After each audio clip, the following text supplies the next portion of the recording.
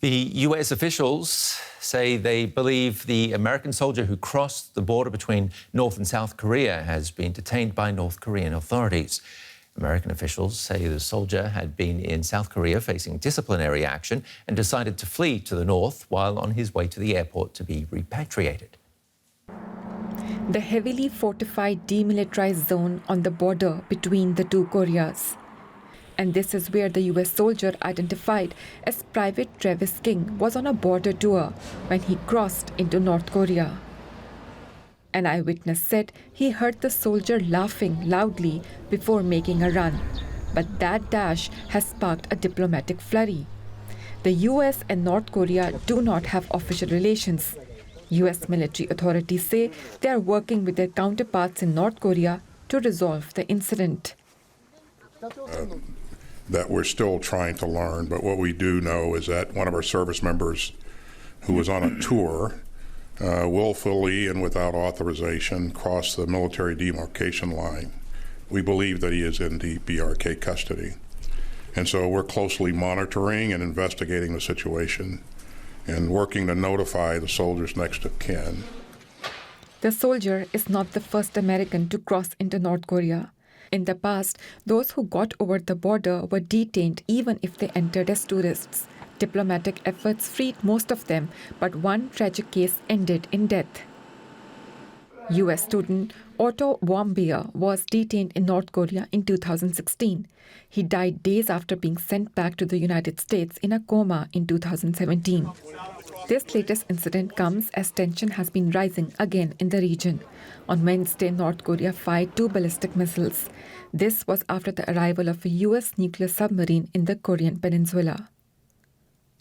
And we can get more on this from Kim Yun-sung. She's a reporter at Arirang TV in Seoul. Tell us more about this incident. What actually happened here? Right, so here's what we do know so far. Around 3:27 p.m. Tuesday, this U.S. soldier who was part of a tour group of the Joint Security Area just dashed over the military demarcation line and went into North Korea. Officials didn't have enough time to react. They couldn't stop this man from crossing over this border. Also, we know that he was a low-ranking soldier, a private second class. From sources, I have heard that he's had a bit of disciplinary problems in the past, which has kind of kept him from advancing through the ranks. So that also gives a new dimension to this situation. I was actually supposed to be part of a press tour group to the JSA tomorrow, but that's been canceled since this incident. So the UN command is taking this very seriously. Okay, I've been on one of those tours before. I've been into that little blue room, but haven't gone through the next door, which leads into North Korea. And getting through that door isn't that easy. I mean, there are guards standing all around. There are guards on the other side with weapons, and there are automatic weapons set up everywhere. How is it possible that he managed to get through? Right. So it does definitely seem like an unlikely scenario. First of all, the motivation to dash into one of the most controlled and heavily impoverished states does seem a little weak. But also, I would like to say that the military demarcation line at Panmunjom and the Joint Security Area is just a line on the ground. There's a little bump and there's a clear paint cross over the line. But it's just crossing over that de facto border would only take a step.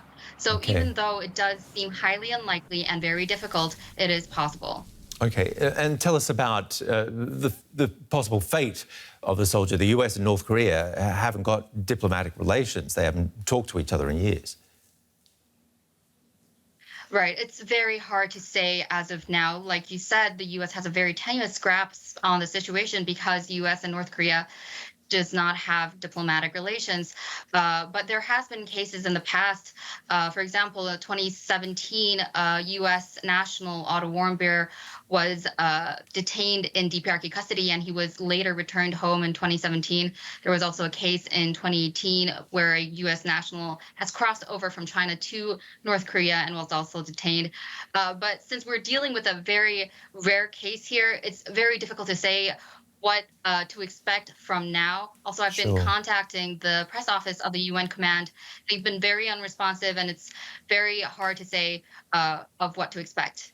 Okay, the other thing is that this all happened as the US and South Korea met to discuss how to respond in the event of nuclear war with the North. Can you tell us more about those talks? Right. So the nuclear consultative group, that was something that was materialized during the Washington Declaration. Uh, and they held their first inaugural session on Tuesday, also on the day that Travis King crossed over to the North Korean border, to the North Korean side. It seems that North Korea is very unhappy with these developments, since these nuclear consultative bodies, they're supposed to strengthen extended deterrence. And also, from your report, I've also heard that the USS Kentucky, the strategic submarine ballistic nuclear, has also visited Busan in more than 4 decades on Tuesday. So there's a lot of tension rising in the Korean Peninsula, especially with this new development on with the U.S. soldier going into North Korea. We don't know what's going to happen at the moment. Will North Korea use this as a new card to play? That's something to be looked out for. Or maybe an opportunity to start talking again, who knows? Kim Yun-sung, journalist with Arirang TV in Seoul, thank you very much. Thank you.